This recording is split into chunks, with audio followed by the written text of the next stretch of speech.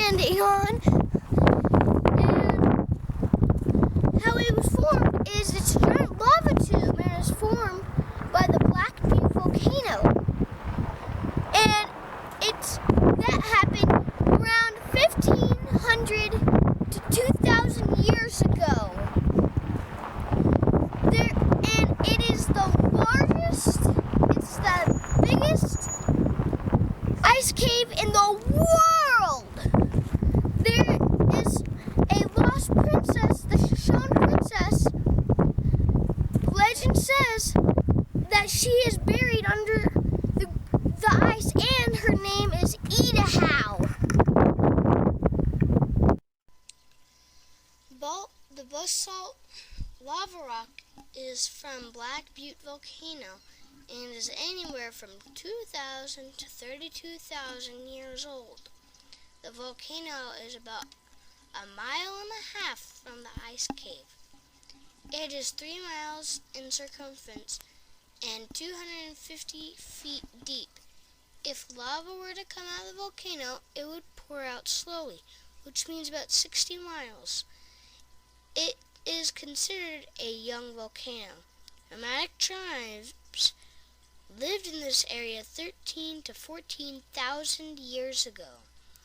They lived to be about 20 years old and were somewhat short, the tallest being about 5'4". They did not live long because of dental problems and other health problems. They used a mortar and pestle to grind food, which left them eating a lot of grit, which ruined their teeth. The shorter, stockier they were, the less energy needed to survive. It was certainly tough to survive in this land. Then, the food was limited. There are about 4 layers of rock here, and that means about 8,000 years of geological history. In the 1800s, Alfred Kinsey, looking for a sheep, stumbled across the ice cave, and he rushed home to tell his dad. Then locals started harvesting ice. After it got difficult to obtain the ice, so they blasted the front entrance, but that disrupted the airflow and the ice began to melt. After 14 years of experimentation with the help of a physicist in Germany, they were able to get the ice growing again. This made it so the Shoshone was the first town in the Old West to serve ice-cold beer because they had ice to keep food products and drinks cold. The ice cave stays 23 to 26 degrees no matter what the temperature is outside. The cave is a big long lava tube, and the ice is about 30 feet deep, and it's steepest and solid all the way through. There was once a mama bear and 2 cubs in the cave. Some old-time stories of the caves. Caves historically seem to attract people with something to hide. At one time in the 1800s, a band of robbers had $75,000 of loot. They were marked men and well-known local posse, and they needed to hide what they have stolen. The sheriff arranged a decoy from the treasure wagon coming from the Wiliam diggings, and taking the bait, all the outlaws were shot down except for one man, and he skipped the country and never dared to return. It is well known among the old-timers that the robbers' hoard of $75,000 was hidden in the Shoshone ice caves. As far as it is known, it has never been found. I Another treasure is supposed to be hidden in the Shoshone ice caves.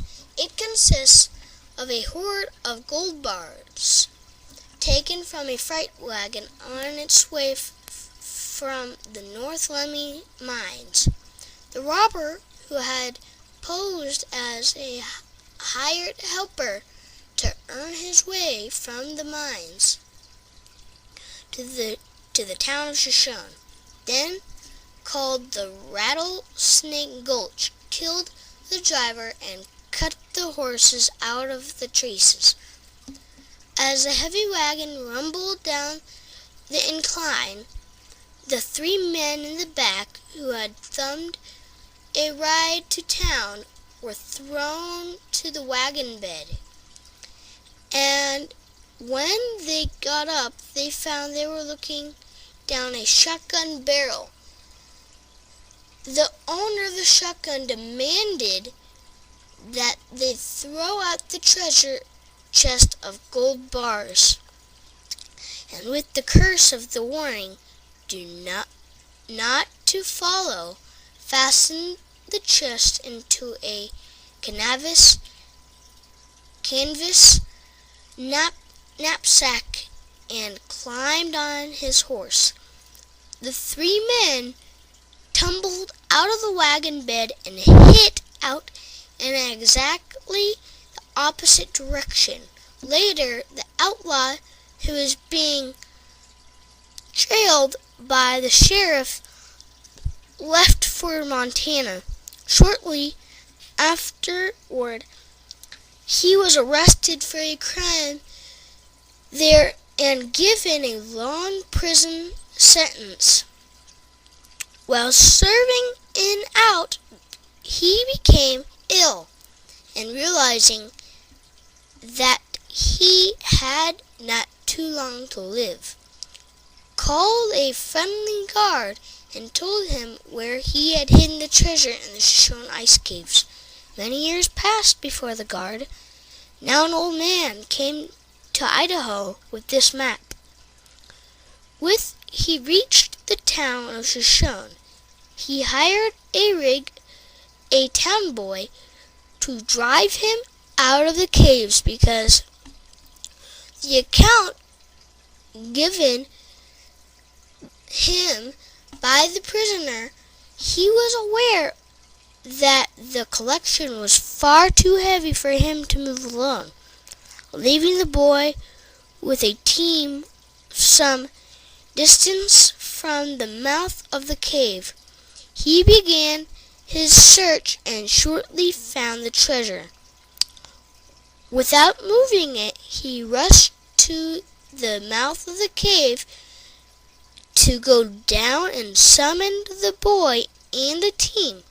But excitement was too much for him, and he died on the way. No one noticed or saved the crumpled map clutched in his hands, so the treasure is said to still be there.